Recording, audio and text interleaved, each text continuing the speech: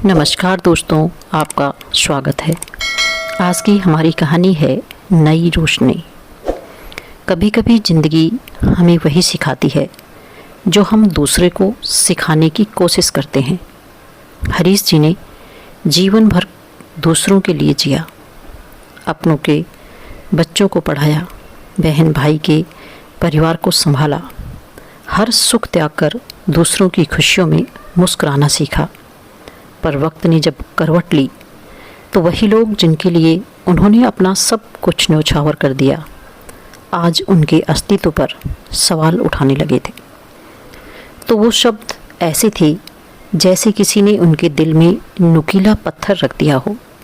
पर हरीश जी ने जवाब नहीं दिया, क्योंकि कुछ सवालों के जवाब शब्दों में नहीं, कर्मों में दिए जाते हैं। उस रात उन्होंने चुपचाप घर छोड़ा।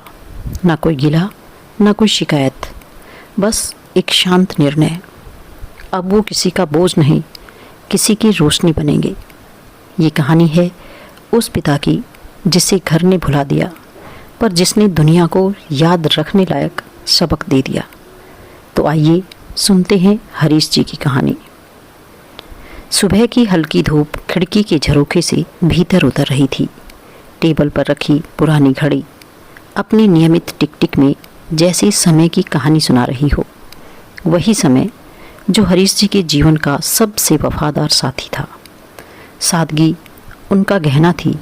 धवल कुर्ते पर हल्का सा स्त्री का निशान, आंखों में एक शांति और चेहरे पर वह स्थायी मुस्कान, मानो जीवन की हर कठिनाई से उन्होंने कोई गहरा समझौता कर लिया हो। हरीश जी एक संभ्रांत शिक्षित परिवार से थे। 3 भाई बहनों में सबसे छोटे, लेकिन जिम्मेदारी में सबसे बड़े। जहाँ बड़े लोग अपने भविष्य की योजनाएं बनाते हैं, वहीं उन्होंने अपना भविष्य दूसरों के सपनों में बांट दिया था। उनके बड़े भाई रमेश जी का देहांत जब हुआ, तब घर जैसे टूट गया था। माँ पहले ही जा चुकी थी, पिता बुढ़ापे में कमज़ोर हो गए थे और घर की हर दिशा जैसे हरीश जी को पुकार उठी थी।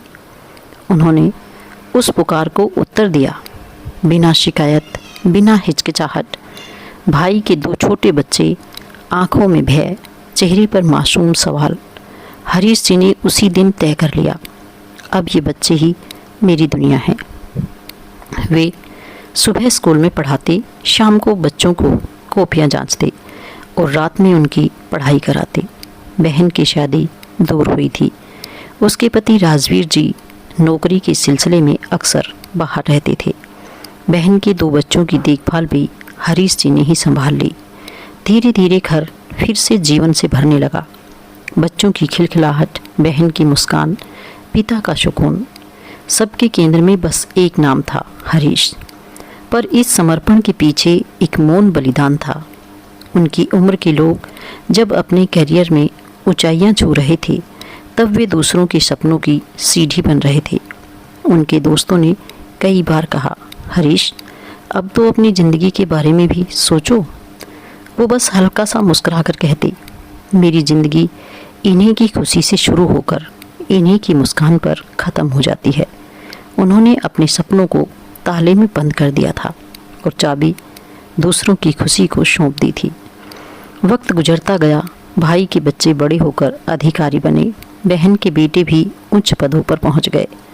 घर में सबका जीवन आगे बढ़ा, लेकिन उस घर की नींव में जो एक अदृश्य स्तंभ खड़ा था, उसकी थकान किसी से नहीं देखी। वह स्तंभ था हरीश जी का मौन त्याग। रात को जब सब सो जाते, तो वह बरामदे में रखी पुरानी कुर्सी पर बैठकर तारों की ओर देखा करते। उनकी आंखों में संतोष था, पर भीतर कहीं एक अधूरी चमक भी। काश जिंदगी में अपने लिए भी कुछ कर पाता। लेकिन अगले ही पल मुस्कुरा उठते, नहीं, मैंने जो पाया है वह किसी धन या पद से बड़ा है। मैंने रिश्ते संभाले हैं और वही सबसे बड़ा धन है। धीरे धीरे समय की रफ्तार ने उन्हें उम्रदार बना दिया, पर उनके दिल का सादापन अब भी वैसा ही था, शांत, निस्वार्थ और सेवा से भरा हुआ। समय की चाल धीमी होती है, पर उसका असर सबसे तेज पड़ता है। वह घर जिसमें कभी बच्चों की हंसी, बहन की बातें और हरीश जी की पुकारें गूंजती थी, अब वही घर एक अजीब सी खामोशी में डूबा रहता था। हर सुबह जैसे एक आदत बन गई थी, हरीश जी बालकोनी में बैठकर अखबार खोलते और वहीं पुराना कप चाय पीते। अब कोई पापा आज नाश्ते में क्या है पूछने वाला नहीं था, ना कोई उनके पास बैठकर कहानियाँ सुनना चाहता था। पत्नी सुनीता जी की गुजरे 3 साल बीत चुके थे। उनके जाने के बाद जैसे घर की दीवारों से रंग उतर गया था। अब बस बेटा नमन और बहू प्रिया ही थे, पर इस घर में रिश्ते नहीं, औपचारिकताएं बची थी। एक दिन बहू ने कहा, पिताजी अब आप थोड़ा आराम कीजिए, घर के कामों में मत पड़िए, आपकी उम्र हो चली है। आवाज़ में सम्मान था पर लहजे में दूरी। हरीश जी मुस्कुराकर बोले, अरे मैं तो बस आदत से मजबूर हूँ बेटा, कुछ ना करूँ तो दिन कटना मुश्किल लगता है। नमन ने अखबार से नज़रें हटाई बिना ही कहा, पापा आपने हमारे लिए कभी कुछ सोचा होता तो आज हमें इतना स्ट्रगल नहीं करना पड़ता। हरीश जी का हाथ अखबार पर ठहर गया। उनकी आंखों में जैसे समय ठहर गया हो। वो पल जब उन्होंने नमन के लिए नई साइकिल नहीं खरीदी थी ताकि भाई के बेटे की फीस भर सके। वो रातें जब खुद भूखे रहकर दूसरों के लिए राशन जुटाया था। सब याद आने लगा। उन्होंने शांत स्वर में कहा, बेटा उस वक्त मुझे जो ठीक लगा वही किया, शायद अब वो गलत लगता होगा। बहू ने धीमे से कहा, आपके दिल में रमेश भैया और उनकी फैमिली के लिए बहुत जगह थी, हमारे लिए नहीं। हरीश जी की मुस्कान फीकी पड़ गई। उन्होंने कहा, प्यार को हिस्सों में नहीं बांटा जा सकता प्रिया, वो तो बस बहता है। पर बहू ने जवाब नहीं दिया। घर का माहौल ठंडा था, जैसे किसी ने वहाँ से अपनापन निकाल लिया हो। रात को जब नमन और प्रिया अपने कमरे में चले जाते, हरीश जी बरामदे में बैठकर पुराने एल्बम पलटते। हर तस्वीर एक कहानी थी, उनके बचपन की, पत्नी के साथ गुजारे दिनों की, उन बच्चों की जिन्हें उन्होंने पाल पोस कर बड़ा किया था। उनकी आंखें गीली थी पर चेहरे पर वही पुरानी मुस्कान थी। कमाल है, जिनके लिए सब किया वो अब मुझसे पूछते हैं मैंने क्या किया। धीरे से उन्होंने दीपक जलाया और खुद से कहा, शायद यही वक्त है जब मुझे खुद को फिर से पहचानना होगा, अपने होने का अर्थ ढूंढना होगा। अगले कुछ हफ्तों में घर का माहौल और बदल गया। बेटी बहू की बातचीत सीमित हो गई। भोजन एक साथ कम ही होता। हरीश जी के कमरे का दरवाज़ा अब ज़्यादा बंद रहने लगा। एक दिन नमन ने तीखे स्वर में कहा, पापा आपको तो रमेश और आनंद भैया ही पसंद है। हमारे हिस्से की खुशियाँ भी आपने उनके नाम कर दी, हमारे लिए किया ही क्या है आपने। अब जाकर उन्हीं के साथ क्यों नहीं रहते हो। कमरे में सन्नाटा छा गया। हरीश जी की आंखों में न कोई आंसू थे न गुस्सा, बस एक गहरी थकान थी। उन्होंने बस इतना कहा, बेटा शायद अब मेरा रहना इस घर के लिए बोझ बन गया है। वो उठे, कमरे में रखी पुरानी तस्वीरों पर एक नज़र डाली और फिर खिड़की से बाहर झांकने लगे। रात के अंधेरे में दूर मंदिर की आरती की आवाज़ आ रही थी और उनके भीतर कोई पुराना दीपक फिर से जलने लगा। उस रात हरीश जी ने तय कर लिया, अब वे इस मौन अपमान को अपनी कमजोरी नहीं बल्कि अपनी शक्ति बनाएंगे। अब वो अपने जीवन का अगला अध्याय खुद लिखेंगे, जहाँ कोई उन्हें बूढ़ा नहीं बल्कि प्रेरणा कहेगा। रात का सन्नाटा पूरे घर पर छाया हुआ था। दीवार घड़ी की सुइयाँ धीरे धीरे चल रही थी, पर समय जैसे थम गया था। हरीश जी अकेले डाइनिंग टेबल पर बैठे थे। उनके सामने ठंडी पड़ी थाली जिसमें रोटी अब सख्त हो चुकी थी। बहू प्रिया और बेटा नमन अपने कमरे में थे, जहाँ से बहस की धीमी आवाज़ें आ रही थी। आपके पिताजी को समझाइए नमन, अब वो घर के मामलों में मत पड़ें।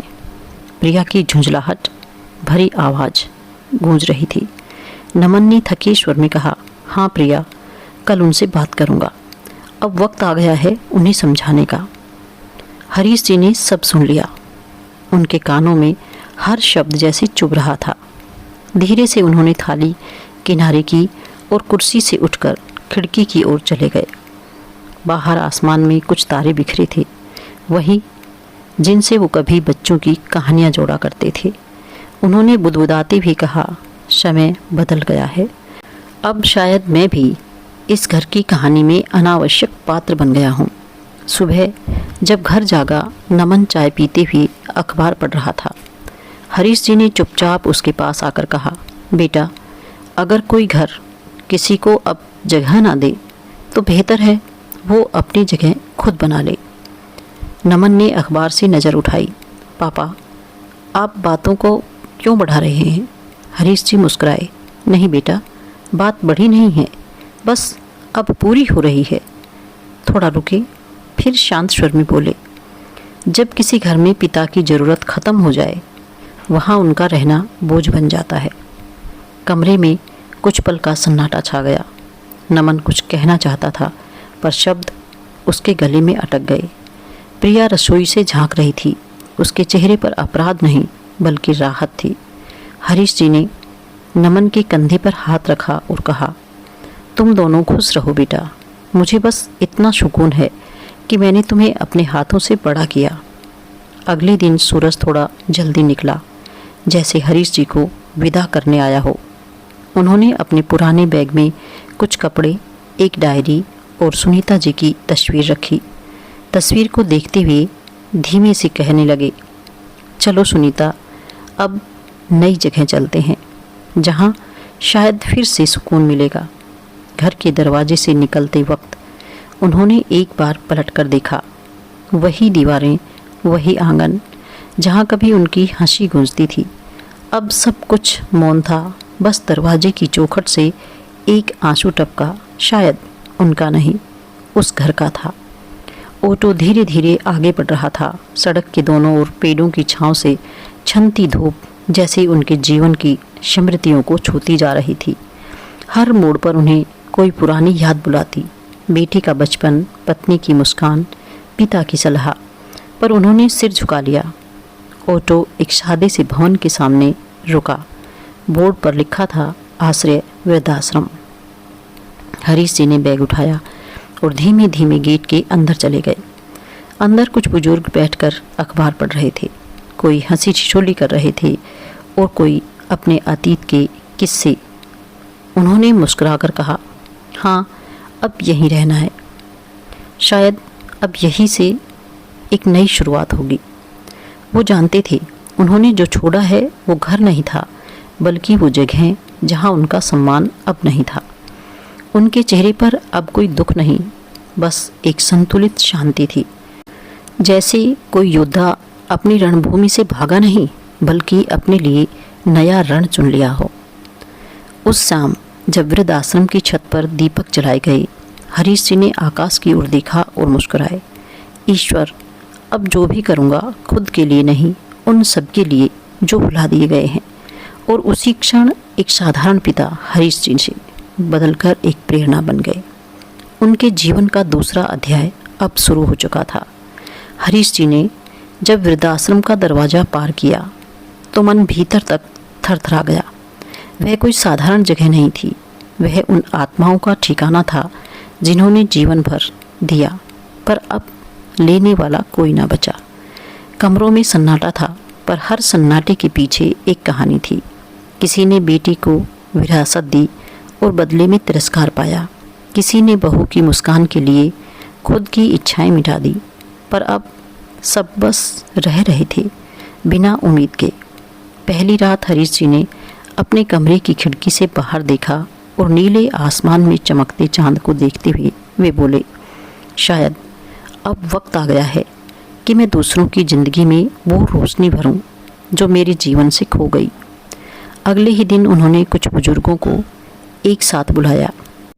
डॉक्टर नरेन, जो कभी कॉलेज के प्रिंसिपल रहे थे, श्याम बाबू, जिन्होंने रेलवे में 30 साल सेवा की थी, और सावित्री जी, जो कभी प्राथमिक स्कूल की शिक्षिका थी। हरीश जी बोले, हम सबके पास अनुभव का खजाना है, क्यों ना इसे बांटें उन बच्चों से जिन्हें शिक्षा की ज़रूरत है। क्यों ना हम अपने अकेलेपन को किसी की उम्मीद बना दें। शुरुआत छोटी थी। आश्रम के बरामदे में टूटी कुर्सियाँ और पुराने ब्लैकबोर्ड पर बच्चों को पढ़ाने से धीरे धीरे यह जगह बच्चों की हंसी से भरने लगी। गरीब बस्ती के बच्चे रोज़ दोपहर को भागते हुए आते, हरीश अंकल आज क्या कहानी सुनाओगे? और हरीश जी मुस्कुराकर कहते, आज की कहानी में तुम सीखोगे कि ज़िंदगी में सबसे बड़ी डिग्री इंसानियत की होती है। कुछ महीनों में उन्होंने अपने युवा वॉलंटियरों की मदद से नई रोशनी नाम की एक संस्था बना ली। नाम सरल था पर उसका अर्थ गहरा। वो रोशनी जो बूढ़े दिलों से निकलकर मासूम आंखों में उतरती थी। हर बुजुर्ग अब शिक्षक बन गया, हर बच्चा एक सपना। हरीश जी ने एक नया अध्याय खोला। उन्होंने यूट्यूब पर नई रोशनी विद हरीश अंकल नाम से चैनल शुरू किया। वहाँ भी नैतिक कहानियाँ, जीवन के सूत्र और शिक्षाप्रद वार्ताएं साझा करने लगे। धीरे धीरे वीडियो वायरल होने लगे। लोग कहने लगे, देखो ये वही हरीश अंकल हैं जिन्हें उनके अपने भूल गए थे, लेकिन अब वे अनगिनत बच्चों के हृदय में बस गए हैं। वृद्ध आश्रम जो कभी एक मौन जगह थी अब गूंजने लगा था, बुजुर्गों की मुस्कान और बच्चों की हंसी से। और हरीश जी के मन में एक शांत संतोष उतर आया था। कभी कभी घर से निकलना बुरा नहीं होता अगर रास्ता किसी और की ज़िंदगी में उजाला भरने लगे।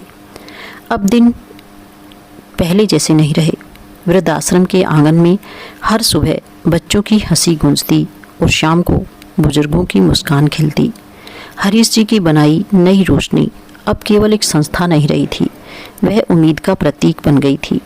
जब उनका YouTube channel Nai Roshni with Harish uncle ने लाखों व्यूज़ पार किए तो मीडिया के कैमरे भी उस छोटे से आश्रम की ओर मुड़ गए। अखबारों की सुर्खियां कहने लगी, वृद्ध आश्रम में बच्चों की नई जिंदगी देने वाला पिता। एक पत्रकार ने उनसे पूछा, हरीश जी क्या आपको कभी अफसोस नहीं होता कि अपने घर वालों ने आपको भुला दिया? हरीश जी हल्की मुस्कान के साथ बोले, नहीं बेटा, क्योंकि उन्होंने मुझे छोड़ा तभी तो मुझे मेरा असली रास्ता दिखा। कभी कभी जब कोई दरवाज़ा बंद होता है तो जीवन नया द्वार खोल देता है। उनकी सादगी, उनके विचार और उनकी विनम्रता ने लोगों के दिल जीत लिए। दान आने लगा, कोई किताबें देता, कोई कंप्यूटर, कोई भोजन की व्यवस्था। सरकार तक ने नई रोशनी को प्रेरणादायक मिशन घोषित किया। वो अब सिर्फ किसी के पिता नहीं थे, वो समाज के हरीश अंकल बन गए थे। उन्होंने सिखाया कि उम्र सिर्फ एक संख्या है और दिल की रोशनी अगर जल उठे तो दुनिया बदल सकती है। उस वर्ष दिवाली वृद्धाश्रम की इतिहास की सबसे चमकदार रात बनी। चारों ओर दीपों की पंक्तियां सजी हुई, बच्चे हंसी ठिठोली में मग्न थे। बुजुर्गों के चेहरों पर वर्षों बाद सच्ची दीप्ति थी। हरीश जी ने कहा, आज ये सिर्फ हमारी दिवाली नहीं, ये उन सब की दिवाली है जिन्होंने अंधेरों में भी किसी और के लिए दीप जलाया हो। सावित्री जी ने लड्डू बांटे, श्याम बाबू ने फूलों से सजावट की, बच्चों ने अपने हाथों से बनाए दिए हरीश जी के सामने रखे। अंकल, आप हमारी ज़िंदगी के दीपक हैं। उसी समय गेट के बाहर एक कार आकर रुकी। नमन और प्रिया उतरे, झिझकते, अपराध बोध में डूबे। मीडिया की कैमरा लाइट उनके चेहरे पर पड़ी और सामने थे उनका पिता, जो अब किसी आश्रम का नहीं बल्कि अनगिनत बच्चों के दिलों का केंद्र बन चुका था। नमन की आंखें भर आई, वो बुदबुदाया, ये वही हाथ हैं जिनसे मैं दूर भागा था और आज वही हाथ सैकड़ों बच्चों और बुजुर्गों को राह दिखा रहे हैं। हरीश जी ने उनकी ओर देखा, शांत, बिना किसी शिकवे के, बस एक मुस्कान दी और बोले, दिवाली तभी पूरी होती है बेटा जब अंधेरे में भटके हुए दीपक भी घर लौट आएं। नमन झुककर पिता के चरणों में गिर पड़ा। आंखों से झरते आंसू और चारों ओर झिलमिलाती रोशनी, जैसे खुद दीपक भी भावुक होकर टिमटिमा उठे हों। उस रात वृद्ध आश्रम नहीं, एक घर चमक रहा था, जहाँ उम्र नहीं, प्रेम की लो सबसे प्रखर थी। आंगन में दियों की लो अब शांत होकर एक मृदुल उजाला फैला रही थी। मिठाइयों की खुशबू, बच्चों की हंसी और पटाखों की आवाज़ों के बीच एक पल ऐसा आया जिसने सबको थमा दिया। नमन अपने पिता के सामने घुटनों के बल बैठ गया। आंखों में पछतावे का सैलाब था और शब्द जैसे गले में अटक गए हों। पिताजी, हमें माफ़ कर दीजिए, हमने आपको नहीं समझा। आपने तो जीवन भर हमारा भला ही चाहा और हम आपको तकलीफ़ देते रहे। हरीश जी ने उसकी आंखों में झांका। वहाँ अब वह अहंकार नहीं था जो कभी रिश्तों को तोड़ गया था, बस पश्चाताप की नमी थी। वे धीरे से मुस्कुराए, वही परिचित करुण और कोमल मुस्कान जो हमेशा सबको सुकून देती थी। बेटा, मैंने तुम्हें कोई सज़ा नहीं दी, मैंने बस तुम्हें सीख दी है कि इज्जत मांगने से नहीं, बांटने से मिलती है। नमन चौंक कर पिता की ओर देखता रहा। ये वही व्यक्ति थे जिन्हें उसने कभी कमज़ोर समझा था, पर आज वही उसके सामने सबसे मजबूत खड़े थे। न गुस्से में, न शिकायत में, बस प्रेम में। हरीश जी ने आगे कहा, देखो बेटा, जिस घर में बुजुर्गों को बोझ समझा जाता है वहाँ बरकत नहीं, बस खालीपन पनपता है, क्योंकि ईश्वर उसी घर में वास करता है जहाँ बुजुर्गों की दुआएं गूंजती है। प्रिया की आंखें भी भर आई। वो आगे बढ़ी और हरीश जी के चरणों में झुक गई। पिताजी, हमने आपको समझने में बहुत देर कर दी। आपने तो हमें अपने कर्मों से वो सिखाया जो कोई शब्द कभी नहीं सिखा सकता था। हरीश जी ने उनके सिर पर हाथ रखा। कोई देर नहीं हुई बहू, दीपक भी तो अंधेरे के बाद ही जलता है। चारों ओर दीपों की रोशनी फैल चुकी थी, पर उस क्षण जो सबसे उजला था वो एक पिता का समाधान और एक बेटे का नम्र प्रणाम था। बच्चे फूलों की थाल लेकर आए, बुजुर्गों ने मिलकर आरती गाई और वृद्धाश्रम के द्वार पर नया शिलालेख लगाया गया। यहाँ रहने वाले वृद्ध नहीं, युगों की रोशनी है। हरीश जी की आंखों में संतोष की चमक थी। उन्होंने आसमान की ओर देखा और बदबदाए, शायद अब मेरी दी हुई रोशनी सच्चे घरों तक पहुंच गई है। दिवाली की वह रात बीत चुकी थी, पर उसकी रोशनी अभी तक बुझी नहीं थी। वृद्धाश्रम अब नई रोशनी संस्था के नाम से पूरे देश में पहचाना जाने लगा। मीडिया, स्कूल और सामाजिक संस्थाएं वहां आकर सीख लेती कि असली सेवा क्या होती है। हरीश जी अब एक नाम नहीं, एक प्रेरणा बन चुके थे। एक ऐसी मिसाल जिसने यह साबित किया कि ज़िंदगी की असली चमक उम्र से नहीं, इरादे से आती है। हर सुबह वे बरामदे में बैठकर बच्चों की क्लास शुरू करते, कभी कहानी सुनाते, कभी जीवन का सूत्र सिखाते। उनकी आवाज़ में अब कोई शिकायत नहीं थी, बस एक शांत सुकून था। वे अक्सर कहा करते, मन का दिया अगर जलता रहे तो अंधेरे किसी को हरा नहीं सकते।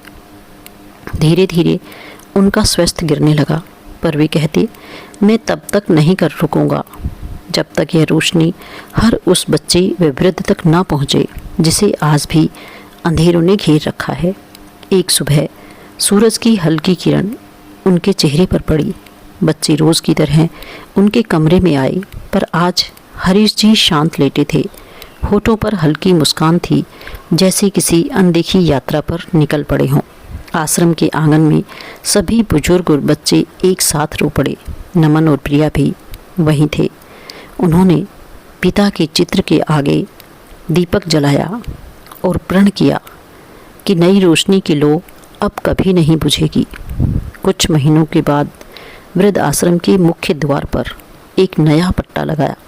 नई रोशनी, हरीश जी की अमर प्रेरणा। जहाँ उम्र नहीं, उद्देश्य मायने रखता है। हर वर्ष दिवाली पर वहाँ दिए जलाए जाते, हर बच्चे को नई किताबें दी जाती और हर बुजुर्ग को यह एहसास दिलाया जाता है कि वो भले बूढ़े हों पर अब भी समाज की सबसे बड़ी रोशनी है।